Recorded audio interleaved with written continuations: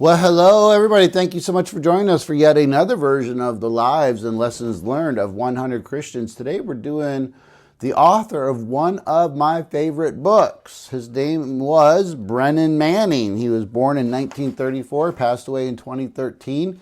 He was a former Franciscan priest, and he was a best-selling author known for his raw honesty and profound teaching on God's unconditional love, a message he called the Ragamuffin Gospel. His life, marked by deep faith and persistent struggles, personal struggles with alcoholism, provided a powerful living testament to the radical nature of divine grace.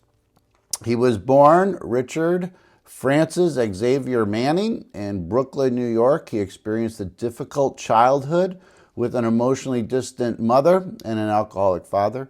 After serving in the U.S. Marine Corps during the Korean War, he had a powerful spiritual conversion experience at a seminary chapel in 1956. He later became a Franciscan priest and adopted the name Brennan. He spent time in Europe as a little brother of Jesus, living and working among the poor. He even spent 6 months in solitary contemplation in a desert cave in Zaragoza, Spain.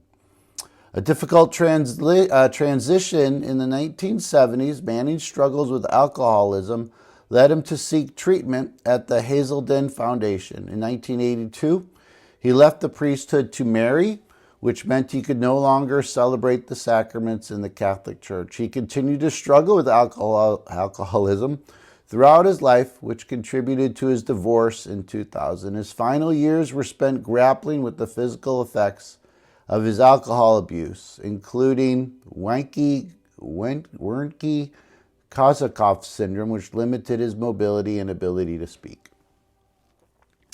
Public ministry and literary legacy. Despite all this personal turmoil, his public ministry flourished, and he became a prolific and influential Christian author. His best-known work, The Ragamuffin Gospel, was published in 1990 and became a modern classic for its bold message of radical grace.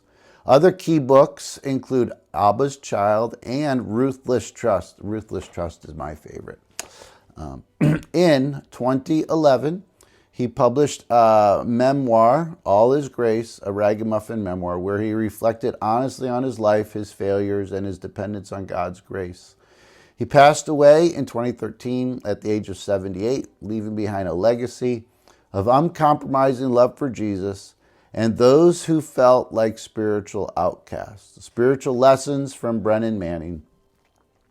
The gospel is for ragamuffins. Manning's most significant lesson is that God's grace is not reserved for the spiritually elite, but is freely available to the bedraggled, beat up, and burnt out. He challenged the religious tendency to earn God's favor through performance, arguing that such efforts deny the very nature of grace. Instead, he taught that honesty about our own brokenness is the key to receiving God's, what he called, furious love.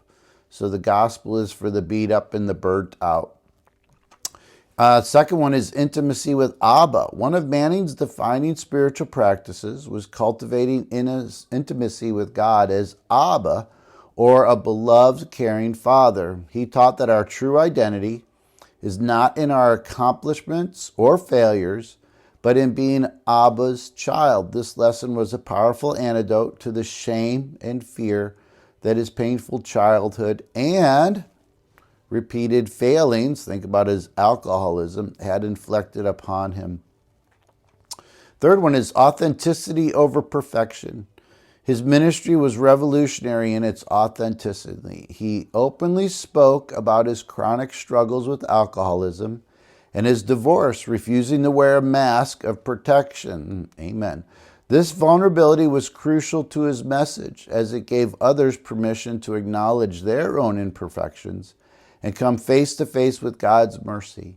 He modeled the path of a wounded healer, allowing his own brokenness to illuminate God's grace for others.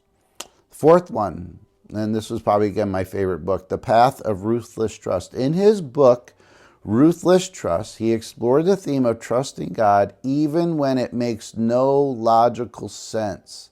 He understood that faith is not a matter of intellectual certainty, but of abandoning oneself to God's love, especially when circumstances are painful or confusing.